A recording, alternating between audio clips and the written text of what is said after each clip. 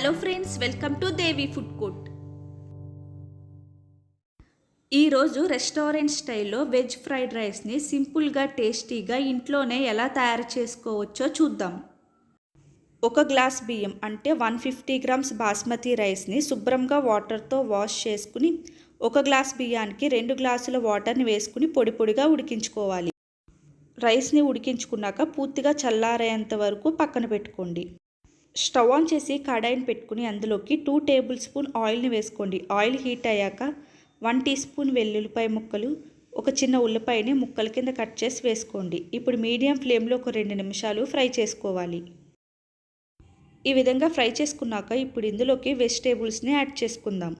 1/2 cup cabbage ముక్కలు, 2 table spoon beans, ఒక చిన్న క్యారెట్ని ముక్కల కింద కట్ చేసి వేసుకోండి. 2 టేబుల్ స్పూన్ క్యాప్సికమ్ ముక్కలు, ఒక పచ్చిమిర్చిని చిన్న ముక్కల కింద కట్ చేసి వేసుకోండి. గంటసేపు నానబెట్టుకున్న 1/2 కప్పు పచ్చి బఠానీని వేసుకుని మీడియం ఫ్లేమ్లో మధ్య మధ్యలో గరిటెతో కలుపుకుంటూ 10 నిమిషాలు ఫ్రై చేసుకోవాలి.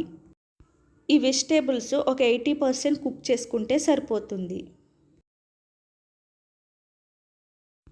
ఈ విధంగా ఫ్రై చేసుకున్నాక ఇప్పుడు ఇందులోకి 1 టీ స్పూన్ సోయా సాస్ని వేసుకుని హై ఫ్లేమ్లో 1 నిమిషం ఫ్రై చేసుకోవాలి.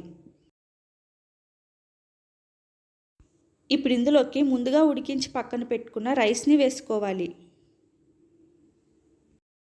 ఇప్పుడు టేస్ట్కి తగ్గట్టు సాల్ట్, 1/2 టీ స్పూన్ మిరియాల పొడిని వేసుకుని హై ఫ్లేమ్లో 3 to 4 మినిట్స్ టాస్ చేసుకోవాలి.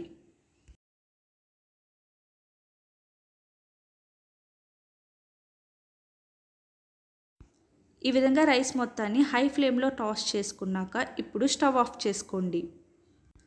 సింపుల్ అండ్ టేస్టీ రెస్టారెంట్ స్టైల్లో వెజ్ ఫ్రైడ్ రైస్ రెడీ. మీరు కూడా ఇంట్లో ఒకసారి ట్రై చేయండి. మీకు కానీ ఈ వీడియో నచ్చినట్లయితే ఛానల్ని సబ్స్క్రైబ్ చేసుకోండి, లైక్ చేసి షేర్ చేయండి. Thanks for watching.